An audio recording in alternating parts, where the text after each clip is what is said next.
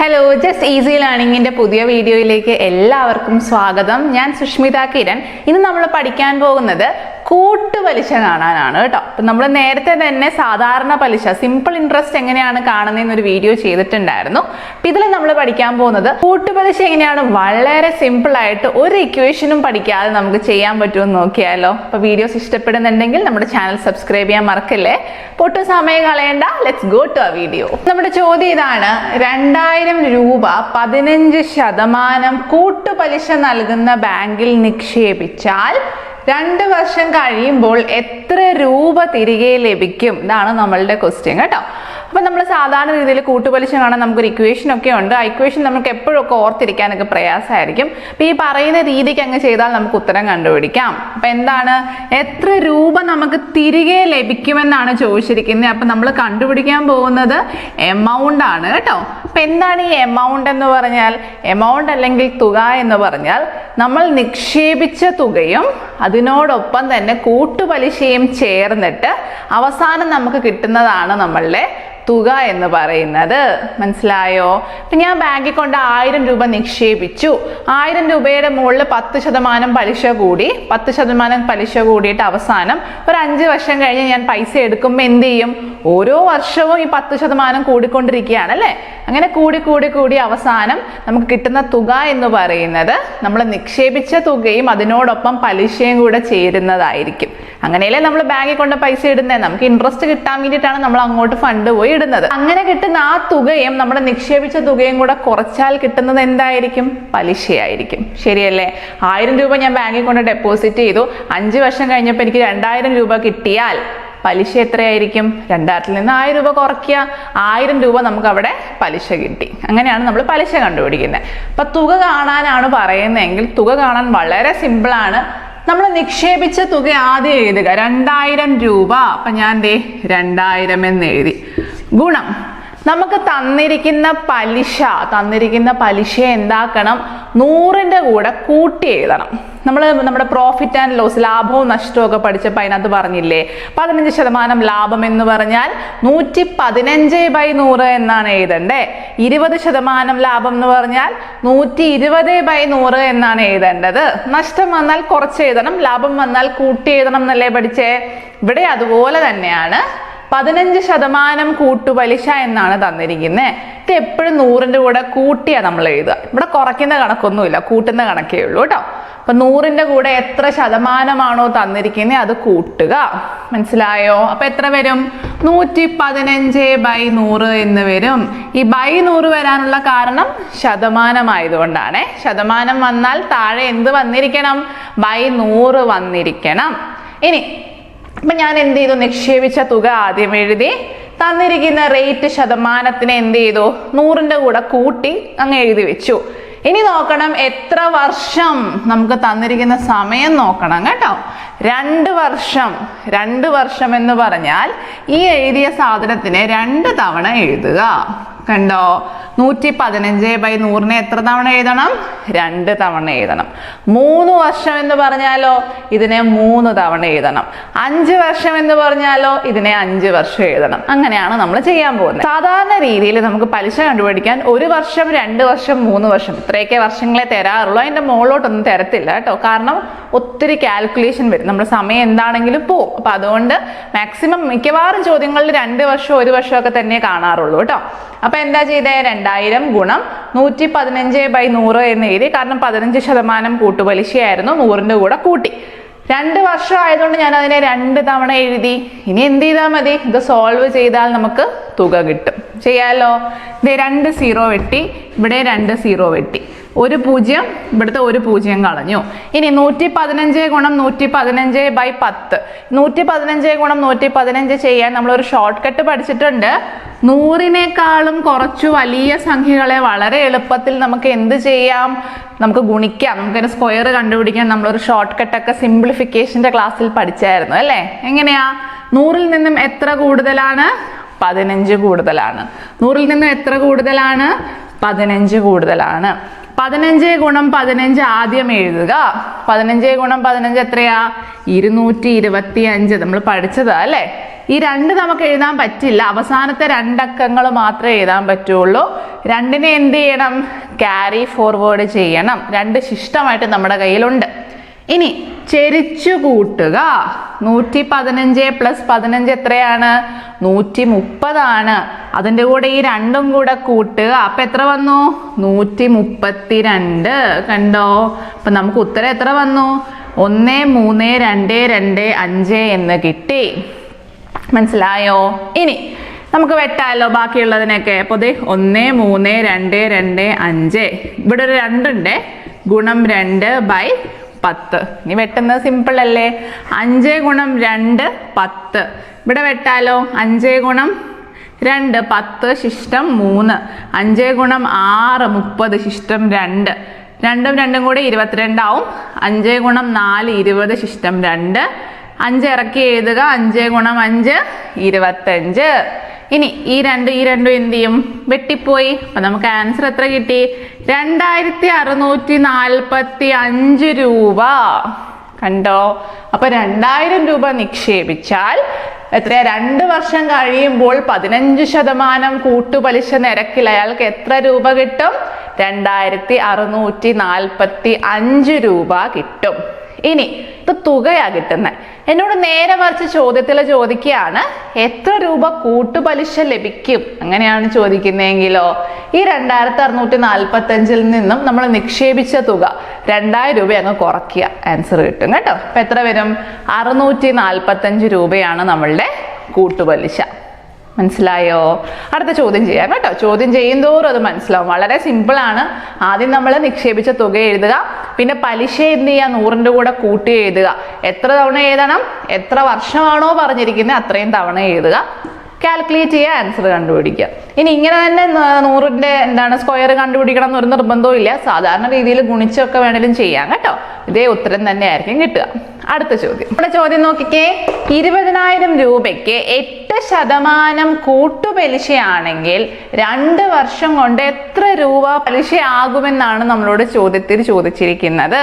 ചെയ്യാലോ? നമ്മൾ പഠിച്ച രീതിക്ക് തന്നെ ചെയ്യാം. എമൗണ്ട് അല്ലെങ്കിൽ തുക കാണാൻ എന്ത് ചെയ്യണം? നിക്ഷേപിച്ച തുക ആദ്യം എഴുതുക. 20,000 രൂപയാണ് നിക്ഷേപിച്ചത്. ഗുണം എത്ര ശതമാനം കൂട്ടുപലിശ? 8% കൂട്ടുപലിശ. അപ്പൊ എന്ത് ചെയ്യാ? 100ന്റെ കൂടെ 8 കൂട്ടുക. അപ്പൊ എത്ര വരും? 108/100 എന്ന് വന്നു. എത്ര തവണ എഴുതണം? എത്ര വർഷത്തെ കാര്യമാണ് പറയുന്നേ? 2 വർഷം. അപ്പൊ ഇതിനെ 2 തവണ എഴുതുക. അപ്പൊ 108/100 എന്ന് എഴുതി കൊടുത്തു. കണ്ടോ? ഇനി എന്ത് ചെയ്യണം? ഇത് സോൾവ് ചെയ്ത് കഴിഞ്ഞാൽ നമുക്ക് തുക കിട്ടും. പക്ഷെ ചോദ്യം ശ്രദ്ധിച്ചു വായിക്കണം. എത്ര രൂപ പലിശ ലഭിക്കും എന്നാണ് ചോദിച്ചിരിക്കുന്നത്, തുകയല്ല. അപ്പൊ നമുക്ക് കിട്ടുന്ന ഉത്തരം തുകയായിരിക്കും.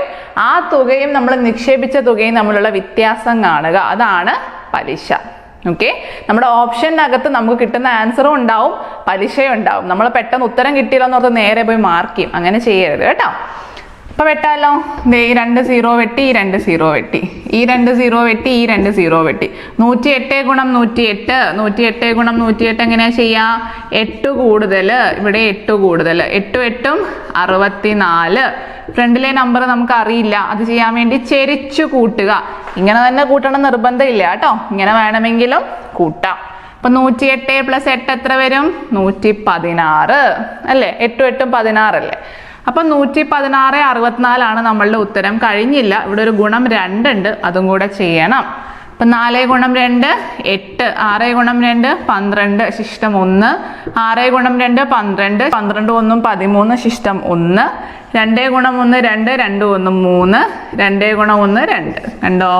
2 3 3 2 8 എന്ന് നമുക്ക് ഉത്തരം കിട്ടി. 20,000 രൂപ ഡെപ്പോസിറ്റ് ചെയ്തു. ഇപ്പൊ എത്ര രൂപയായി? 23,328 രൂപയായി. അങ്ങനെയാണെങ്കിൽ എൻ്റെ പലിശ ഇവിടെ എത്രയായിരിക്കും? രണ്ടും തമ്മിലുള്ള വ്യത്യാസം എടുത്താൽ പോരെ? 23,328 നിന്നും 20,000 രൂപ കുറച്ചാൽ എത്ര വരും? 3,328 രൂപ. അതാണ് നമ്മളുടെ പലിശ.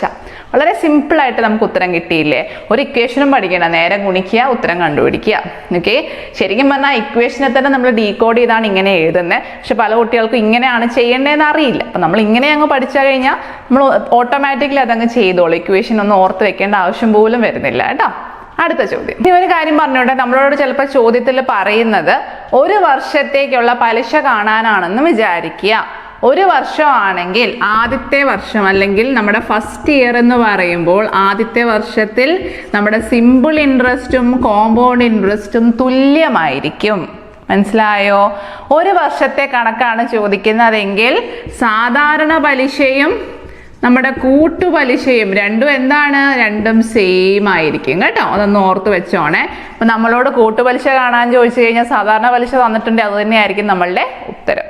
ഓക്കെ, കാരണം ആദ്യത്തെ വർഷത്തിൽ ഒരു മാറ്റവും സംഭവിക്കുന്നില്ല. 10% പലിശ എന്ന് പറഞ്ഞാൽ രണ്ടുപേരും ഒരേ രീതിക്കായിരിക്കും 10% കണ്ടുപിടിക്കുക. അടുത്ത വർഷം തൊട്ടാണ് വ്യത്യാസം വരുന്നത്. അപ്പൊ ഓർത്ത് വെക്കുക, ആദ്യത്തെ വർഷം അല്ലെങ്കിൽ ഒരു വർഷത്തെ കാര്യമാണ് ചോദിക്കുന്നത്, ഒരു വർഷത്തെ പലിശ കാണാനാണ് പറയുന്നതെങ്കിൽ സാധാരണ പലിശയും കൂട്ടുപലിശയും തുല്യമാണ്. ഏതെങ്കിലും ഒരെണ്ണം കണ്ടുപിടിച്ചാൽ മതി കേട്ടോ. ഏതാണോ നിങ്ങൾക്ക് കണ്ടുപിടിക്കാൻ എളുപ്പമായി തോന്നുന്നത് ആ രീതിയിൽ കണ്ടുപിടിക്കുക, ആൻസർ കിട്ടും. ഓക്കെ, അടുത്ത ക്വസ്റ്റ്യൻ ചെയ്യാം. അടുത്ത ചോദ്യം നോക്കിക്കേ, ചെറിയൊരു വ്യത്യാസമുള്ള ചോദ്യമാണ്. 10,000 രൂപ 12% നിരക്കിൽ അർദ്ധവാർഷിക കൂട്ടുപലിശ കണക്കാക്കുന്ന ഒരു ബാങ്കിൽ നിക്ഷേപിക്കുന്നു. അങ്ങനെയാണെങ്കിൽ ഒരു വർഷം കഴിഞ്ഞ് എത്ര രൂപ കിട്ടും? ഈ ചോദ്യത്തിനൊരു പ്രത്യേകതയുണ്ട്. സാധാരണ രീതിയിൽ നമ്മളെപ്പോഴും പലിശ കണക്കാക്കുന്നത് ഒരു വർഷത്തെയാണ് കേട്ടോ. ആനുവലി എന്നൊരു വാക്ക് നമ്മളുടെ ചോദ്യത്തിനകത്ത് ഉണ്ടാവും, വാർഷികമായി. അപ്പം അങ്ങനെ ഒന്നും തന്നിട്ടില്ലെങ്കിലും അതിൻ്റെ അർത്ഥം ഒരു വർഷത്തെ കണക്കാണ് അവർ ഉദ്ദേശിക്കുന്നതെന്നാണ്. അപ്പൊ വർഷത്തിന്റെ അവസാനമാണ് നമ്മളെപ്പോഴും പലിശ കൂട്ടുക കേട്ടോ. അതേസമയം ഇവിടെ എന്താ പറഞ്ഞിരിക്കുന്നത്? അർദ്ധവാർഷിക കൂട്ടുപലിശ കണക്കാക്കുന്നു എന്നാ പറഞ്ഞിരിക്കുന്നത്. അർദ്ധവാർഷികം എന്ന് പറഞ്ഞാൽ എന്താണ്? Half yearly. അർദ്ധവാർഷിക പരീക്ഷ എന്നൊക്കെ നമ്മൾ പറയാറില്ലേ? അപ്പം ഹാഫ് ഇയർലി അല്ലെങ്കിൽ ഒരു വർഷത്തിന്റെ പകുതി ആകുമ്പോൾ തന്നെ എന്ത് ചെയ്യും? പലിശ കണക്കാക്കും. അങ്ങനെയാണെങ്കിൽ നോക്കിക്കേ, ഒരു വർഷത്തേക്കുള്ള പലിശയാണ് 12%. അങ്ങനെയാണെങ്കിൽ നേർ പകുതി, വർഷത്തിന്റെ പകുതി ആവുമ്പോൾ എത്ര ശതമാനം എടുക്കാൻ പാടുള്ളൂ? അതിന്റെ നേർ പകുതി 6% എടുക്കാൻ പാടുള്ളൂ. മനസ്സിലായോ? അർദ്ധവാർഷികം എന്ന് പറഞ്ഞാൽ നമ്മുടെ പലിശ നിരക്കിനെ എന്ത് ചെയ്യണം? നേർ പകുതിയാക്കണം. ഒരു വർഷത്തേക്ക് 12% ആണെങ്കിൽ നേർ പകുതി 6 മാസത്തെ കാര്യം ഇവിടെ ചോദിക്കുന്നുള്ളൂ. അപ്പൊ അർദ്ധവാർഷികമായിട്ട് കണക്കാക്കണമെങ്കിൽ 6% 6% അങ്ങനെ എടുക്കാൻ പറ്റുള്ളൂ കേട്ടോ. അപ്പൊ എന്ത് ചെയ്യും? നമ്മുടെ റേറ്റ് അല്ലെങ്കിൽ പലിശ നിരക്ക് നേർ പകുതിയാകും. ഓർത്ത് വെക്കണേ. അപ്പൊ ഇവിടെ റേറ്റ് എത്ര എടുക്കാൻ പാടുള്ളൂ? 6% എന്നേ എടുക്കാൻ പാടുള്ളൂ. ഇനി ഒരു കാര്യം പറഞ്ഞോട്ടെ, റേറ്റ് നേർ പകുതി ആയാൽ നമ്മുടെ വർഷം നേരെ ഇരട്ടിയാവും. അതെപ്പോഴും ഇൻവേഴ്സ്ലിയാ, ഒന്ന് കൂടിയാൽ മറ്റേത് കുറയണം. മനസ്സിലായോ? അപ്പൊ റേറ്റ് നേർ പകുതി ആയാൽ വർഷം എന്ത് ചെയ്യണം? നേരെ ഇരട്ടിയാവണം. ഇപ്പൊ റേറ്റ് എന്ന് പറയുന്നത് നമ്മൾ ഇതിനെ എന്താ പറയാ? ഹാഫ് ഇയർലി എന്ന് പറയും അല്ലെ? ഹാഫ് ഇയർലി എന്ന് പറയും, അല്ലെങ്കിൽ അർദ്ധവാർഷികം എന്ന് പറയും. അപ്പൊ ഇങ്ങനെ ഒരു വാക്ക് നമ്മളുടെ ചോദ്യത്തിൽ എവിടെയെങ്കിലും ഉണ്ടെങ്കിൽ എന്ത് ചെയ്യണം? അപ്പൊ തന്നെ റേറ്റിനെ എന്താക്കണം? 6/2 ആക്കണം. എത്രയാണോ പലിശ നിരക്ക് തന്നിരിക്കുന്നത് അതിന്റെ നേർ പകുതി എടുക്കുക. ഇത് നേർ പകുതി ആയാൽ നമ്മുടെ വർഷം എന്താവും? 2t ആയിട്ട് മാറും. ഇരട്ടിക്കുക ചെയ്യുക. ഒരു വർഷം എന്നാണ് ഇവിടെ തന്നിരിക്കുന്നത്. അപ്പൊ എന്ത് ചെയ്യണം? അതിന്റെ നേരെ ഇരട്ടി എടുക്കണം. 1 × 2. അപ്പൊ നമ്മുടെ സമയം അല്ലെങ്കിൽ വർഷം എത്രയായിട്ട് എടുക്കണം? 2 വർഷമായിട്ടാണ് എടുക്കേണ്ടത്. മനസ്സിലായോ? അർദ്ധവാർഷികം എന്ന് പറയുമ്പോൾ നമ്മുടെ റേറ്റ് അല്ലെങ്കിൽ നമ്മുടെ പലിശ നിരക്കിനെ നേർ പകുതിയാക്കുക. റേറ്റ് നേരെ പകുതിയായാൽ വർഷം നേരെ ഇരട്ടിയാവണം. അതാണ് നമ്മളുടെ നിയമം കേട്ടോ. റേറ്റ് ഡബിൾ ആവുകയാണെങ്കിലോ വർഷം പകുതിയാവും. എപ്പോഴും അങ്ങനെ, ഒരാൾ കൂടിയാൽ മറ്റേ ആൾ അത്രയും തന്നെ കുറഞ്ഞിരിക്കണം. അപ്പൊ റേറ്റ് ഇവിടെ കുറഞ്ഞു, അതുകൊണ്ട് ഞാൻ വർഷത്തിനെ എന്ത് ചെയ്തു? ഇരട്ടിപ്പിച്ചു. വർഷത്തിനെ കാണിക്കാൻ നമ്മൾ ഒന്നെങ്കിൽ ടി എന്ന് എഴുതും, അതല്ലെങ്കിൽ നമ്മൾ എൻ എന്നും ഉപയോഗിക്കാറുണ്ട് കേട്ടോ. ഏത് രീതിക്ക് വേണമെങ്കിലും എഴുതാം. നമ്പർ ഓഫ് ഇയേഴ്സ് ആണ് എൻ. ടി എന്ന് പറഞ്ഞാൽ ടൈം എന്ന് റെപ്രസെന്റ് ചെയ്യുന്നു, അത്രയേ ഉള്ളൂ. അപ്പൊ ടി ആയാലും എൻ ആയാലും ഒന്നും ഒരു കുഴപ്പമില്ല. ഇത് കാര്യം നിങ്ങൾക്ക് എന്താണെന്ന് മനസ്സിലാവണം, അത്രയേ ഉള്ളൂ. ഓക്കെ, അപ്പൊ ഇവിടെ നമുക്ക് എന്ത് കിട്ടി? റേറ്റ് 12% ആയിരുന്നു, പക്ഷെ അർദ്ധവാർഷികമായതുകൊണ്ട് 6%. ഇത് 6 ആയാൽ അപ്പൊ തന്നെ എഴുതിക്കോണം. സമയം നോക്കിയിട്ട് സമയം 1 എന്നുള്ളത് എന്തായിട്ട് മാറണം? 2 ആയിട്ട് മാറണം. ഇത് നമ്മൾ സാധാരണ ചെയ്യുന്ന പോലെ തന്നെ എമൗണ്ട് കണ്ടുപിടിക്കുക. എമൗണ്ട് എങ്ങനെ കണ്ടുപിടിക്കാം?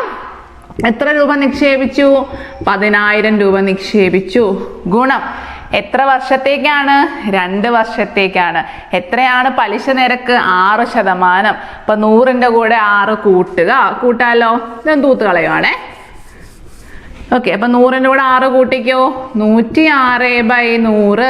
എത്ര പ്രാവശ്യം എഴുതണം? 2 വർഷമാണ്, അപ്പൊ 2 തവണ എഴുതണം. ഇൻറ്റു 106/100. ഈ 2 0 ഈ 2 0 വെട്ടി, ഈ 2 0 ഈ 2 0 വെട്ടി. 106ന്റെ സ്ക്വയർ കണ്ടുപിടിച്ചാൽ നമ്മളുടെ ഉത്തരമായി. ചെയ്യാലോ? അപ്പൊ 106 ഗുണം 106. ഇവിടെ 6 കൂടുതൽ, ഇവിടെ 6 കൂടുതൽ. 6 ഗുണം 6 36. ചെരിച്ചു കൂട്ടുക. 106 + 6 എത്രയാണ്? 112. കണ്ടോ? 11,236 രൂപയാണ് അയാൾക്ക് കിട്ടുന്ന എമൗണ്ട് എന്ന് പറയുന്നത്. അപ്പൊ നമ്മളോട് ചോദിച്ചിരിക്കുന്നത് 1 വർഷം കഴിഞ്ഞ് എത്ര രൂപ കിട്ടും? എത്ര രൂപ കിട്ടുന്നുണ്ട്? 11,236 രൂപ കിട്ടും. ഇനി നേരെ മറിച്ച് നമ്മളോട് എത്ര രൂപ പലിശ കിട്ടുമെന്നാ ചോദിക്കുന്നതെങ്കിലോ ഇത് തമ്മിൽ കുറച്ചാൽ മതി കേട്ടോ. അപ്പൊ 10,000-ഉം 11,236 അവർ തമ്മിലുള്ള വ്യത്യാസം എത്ര വരും? 1,236 രൂപ എന്ന് വരും. അപ്പൊ അതാണ് നമ്മളുടെ പലിശ എന്ന് പറയുന്നത്. ഓക്കെ, അപ്പൊ എങ്ങനെ ചോദിച്ചാലും ചെയ്യണം. ഈ ഒരു കാര്യം മറന്നു പോകരുതേ. ഹാഫ് ഇയർലി ആണെങ്കിൽ റേറ്റ് R/2 ആവണം. T എന്നത് 2N ആയിട്ട് മാറണം, അല്ലെങ്കിൽ T എന്നത് 2T ആയിട്ട് മാറണം. ഓക്കെ, ആ ഒരു കാര്യം മനസ്സിൽ ഉറപ്പിച്ചു വെക്കുക. ഓൾറൈറ്റ്, അടുത്ത ചോദ്യം ചെയ്യാം. അപ്പൊ നമ്മുടെ ചോദ്യം ഇതാണ്: കിരൺ 12% വാർഷിക പലിശ നിരക്കിൽ 50,000 രൂപ അർദ്ധവാർഷിക കാലയളവിൽ നിക്ഷേപിച്ചാൽ 1 വർഷത്തിന് ശേഷം കിരണിന് ലഭിക്കുന്ന തുക എത്ര? അപ്പൊ എങ്ങനെ ചെയ്യാം? ആദ്യം നമ്മൾ എന്ത് ചെയ്തു? ടോട്ടൽ എമൗണ്ട് എഴുതി. നമ്മൾ നിക്ഷേപിച്ച തുക എത്രയാണ്? 50,000 രൂപ. ഗുണം നമ്മൾ എന്താ ചെയ്യുക? റേറ്റിനെ 100നോടൊപ്പം കൂട്ടിയാണ് എഴുതണ്ടേ. പക്ഷെ ഇവിടെ അർദ്ധവാർഷികം എന്നൊരു വാക്ക് വന്നു. അങ്ങനെ വന്നാൽ എന്ത് ചെയ്യണം? റേറ്റിന്റെ നേർപകുതി എടുക്കുക. അപ്പൊ 6 എന്നുള്ളത് എന്തായിരിക്കും?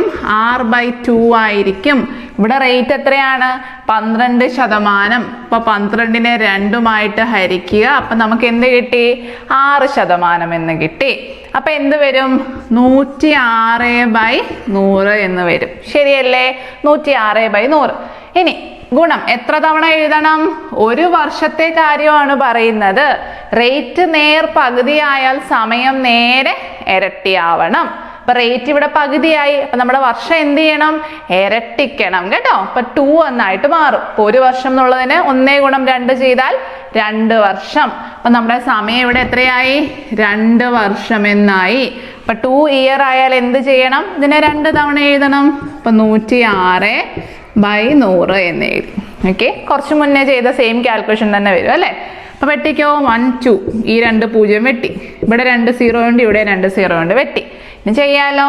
106 ഗുണം 106 എത്ര വരും? 6 ഗുണം 6 36. ചെരിച്ചു കൂട്ടുക. 106 + 6 112. ഇതുപോലെ മനസ്സിൽ തന്നെ ചെയ്തു പോകണം കേട്ടോ. നമ്മളത് എഴുതി ചെയ്യാനുള്ള സമയം കണ്ടെത്തരുത്.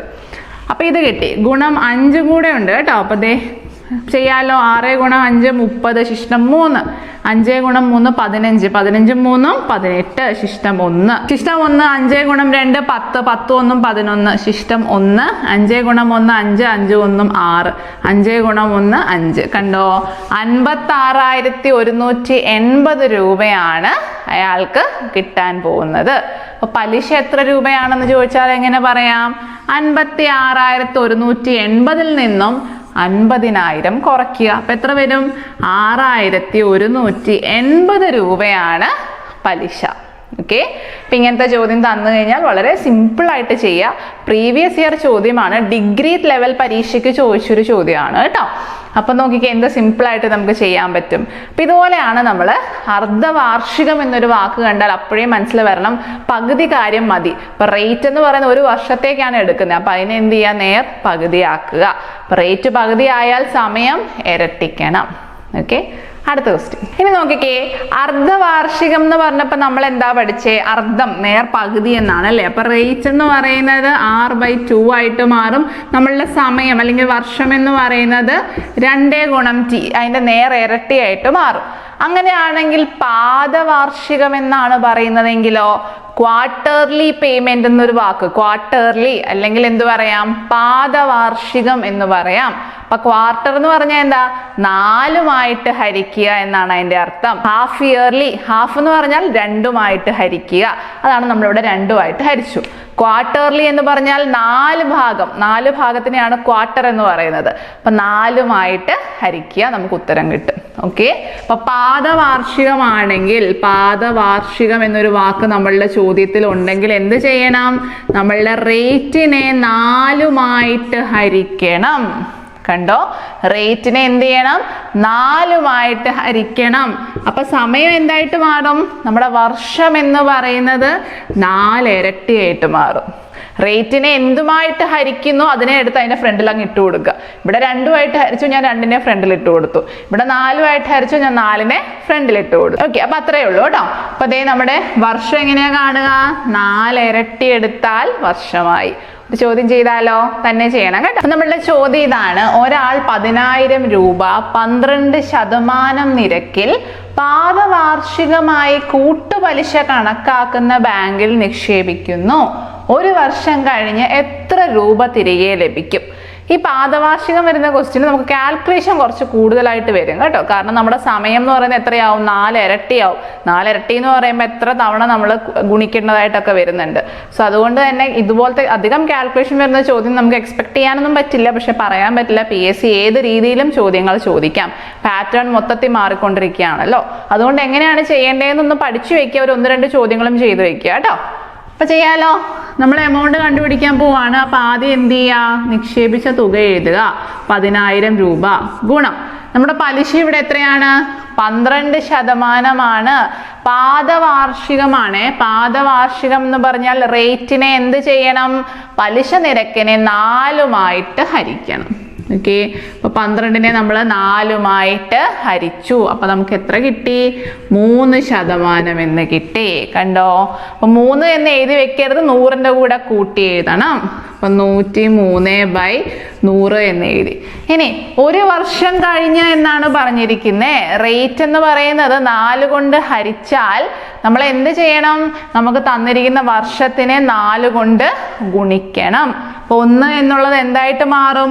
1 ഗുണം 4, 4 വർഷം എന്നായിട്ട് മാറും. ഓക്കെ, അപ്പൊ ഇത് എത്ര തവണ എഴുതണം? 4 തവണ എഴുതണം. ഏതാലോ?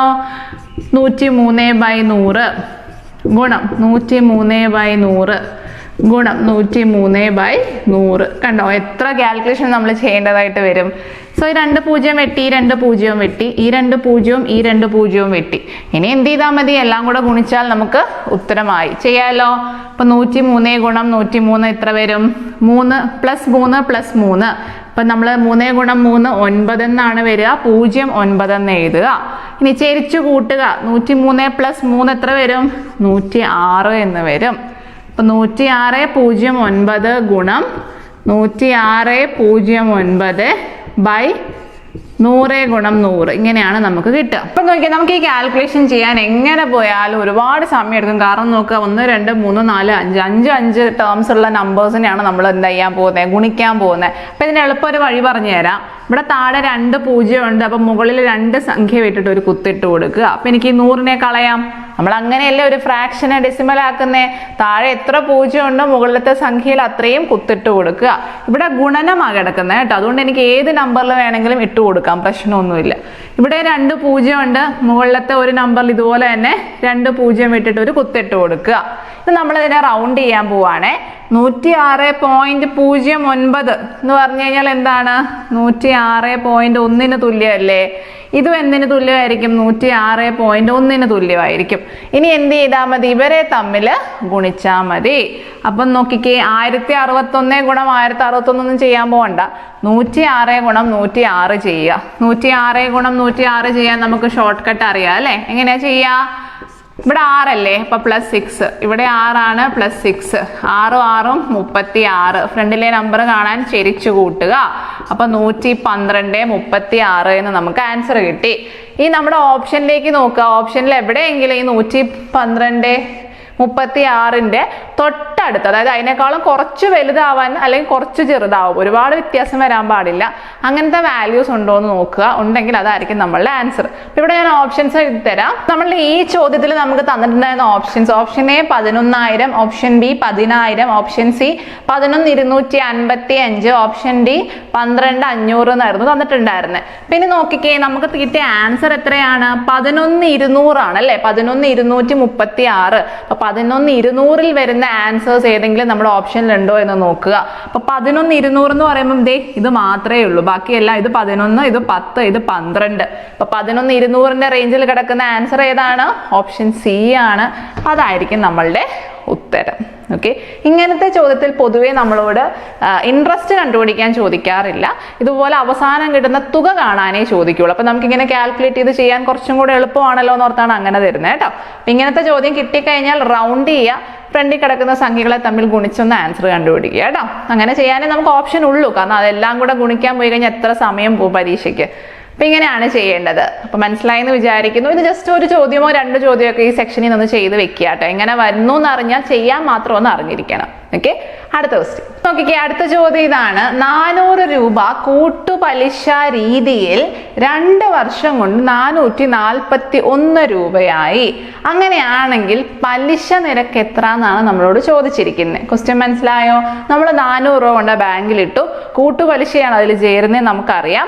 എന്നിട്ട് നമുക്ക് എന്ത് ചെയ്തു? 2 വർഷം കഴിഞ്ഞപ്പോൾ അത് 441 രൂപയായിട്ട് തിരിച്ചു കിട്ടി. അങ്ങനെയാണെങ്കിൽ പലിശ നിരക്ക് എത്ര എന്നാണ് നമ്മളോട് ചോദിച്ചിരിക്കുന്നത്. ഇങ്ങനത്തെ ചോദ്യം വന്നാൽ എങ്ങനെ ചെയ്യാം? നോക്കിക്കേ, നമുക്ക് അവസാനം കിട്ടുന്ന തുക ഇവര് തന്നിട്ടുണ്ട്. അപ്പൊ നമ്മളുടെ എമൗണ്ട് എന്ന് പറയുന്നത് എത്രയാണ്?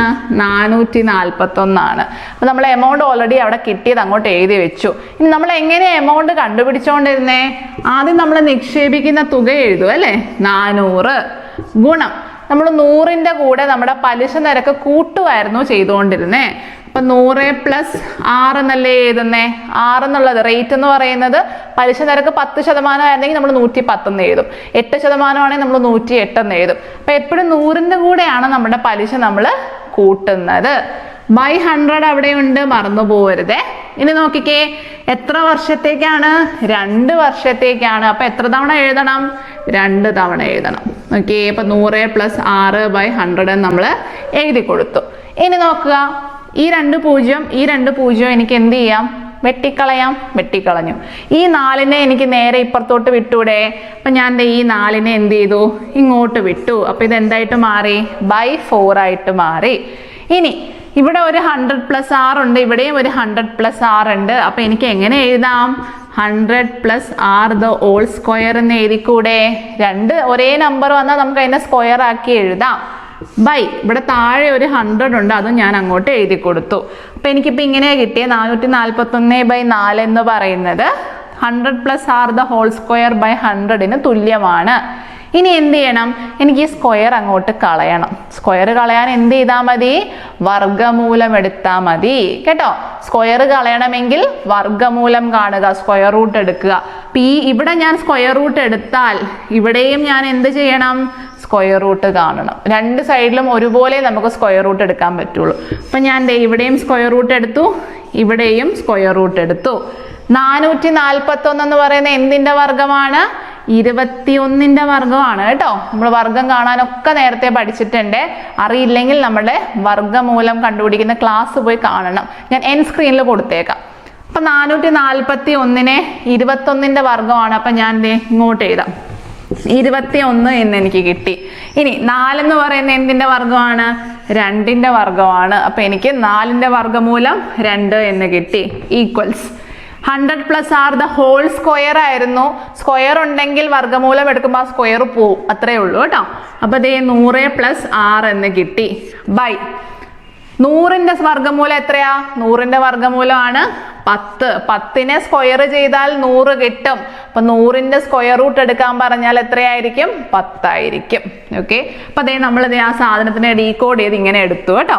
441 21 ആയിട്ട് മാറി, 4 2 ആയിട്ട് മാറി, 100 plus R the whole square 100 plus 6 ആയിട്ട് മാറി, 100 എന്നുള്ളത് 10 ആയിട്ട് മാറി. ഇനി സോൾവ് ചെയ്താൽ മതി, ആറിന്റെ വാല്യൂ കിട്ടും. അപ്പൊ അതേ നമ്മളൊന്നും എടുത്ത് എഴുതിയിട്ടുണ്ട്, സ്ഥലം കുറവായോണ്ടാണ് കേട്ടോ. അപ്പൊ ഈ 10നെ ഇങ്ങോട്ട് വിടുമ്പോൾ 110/2 എന്ന് കിട്ടി. അത് എന്തിന് സമമാണ്? 100 പ്ലസ് 6ന് സമമാണ്. ഇനി വെട്ടാലോ. 2 ഗുണം 1 2, 2 ഗുണം 10 20 ആണ്. ശിഷ്ടം 1 ഉണ്ട്. 1ഉം 0ഉം കൂടെ 10 എന്ന് വായിക്കുക. 5 വെച്ച് വെട്ടാലോ. 5 ഗുണം 2 10. അപ്പൊ നമുക്ക് എത്ര കിട്ടി? 105 എന്ന് കിട്ടി. സോ 105 എന്ന് പറയുന്നത് 100 പ്ലസ് 6ന് തുല്യമാണ്. അങ്ങനെയാണ് 6ന്റെ വില എത്രയായിരിക്കും? 105 മൈനസ് 100, 5% എന്ന് കിട്ടി. കണ്ടോ, നമുക്ക് ഓൾറെഡി അറിയാവുന്ന സെയിം ഇക്വേഷൻ തന്നെയാണ്. അതിനകത്ത് ഈ സാധനങ്ങളൊക്കെ ഇട്ട് കൊടുത്ത് ആൻസർ കണ്ടുപിടിക്കുക, അത്രയേ ഉള്ളൂ. വളരെ സിമ്പിൾ ആണ്. പക്ഷെ ഒരു കുട്ടി ഇങ്ങനത്തെ ഒരു ചോദ്യം കാണുമ്പോൾ ചിലപ്പോൾ അത് സ്കിപ്പ് ചെയ്യും. അതുകൊണ്ടാണ് ഞാൻ ആ ക്വസ്റ്റ്യൻ എടുത്ത് ചെയ്യിച്ചത് കേട്ടോ. അപ്പം ഇത്രയൊക്കെ കാര്യങ്ങളാണ് പ്രധാനമായിട്ട് നമുക്ക് കൂട്ടുപലിശയ്ക്കകത്ത് പഠിക്കാനുള്ളത്. എന്തൊരു സിമ്പിളായ ചാപ്റ്റർ ആയിരുന്നു അല്ലേ. നമ്മൾ വളരെ കോംപ്ലിക്കേറ്റഡ് ആക്കി വെച്ചേക്കുവാണ്. മെയിൻസ് തലത്തിൽ പരീക്ഷയ്ക്കും അതുപോലെ നമ്മുടെ LD ക്ലർക്ക് പരീക്ഷയ്ക്കും ഒക്കെ ആവശ്യമായിട്ടുള്ളൊരു ടോപ്പിക്കാണ് കേട്ടോ. അപ്പം എല്ലാവരും മസ്റ്റായിട്ടും പഠിക്കുക. എന്തെങ്കിലും സംശയം ഉണ്ടെങ്കിൽ നമ്മുടെ കമൻറ്റ് ബോക്സിൽ ചോദിക്കാവുന്നതാണ്. വീഡിയോ ഇഷ്ടപ്പെടുന്നുണ്ടെങ്കിൽ ആ ലൈക്ക് ബട്ടൺ അമർത്താൻ മറക്കരുത് കേട്ടോ. മറ്റൊരു നല്ല വീഡിയോ ആയിട്ട് വീണ്ടും വരാം. അതുവരേക്കും ടാറ്റാ.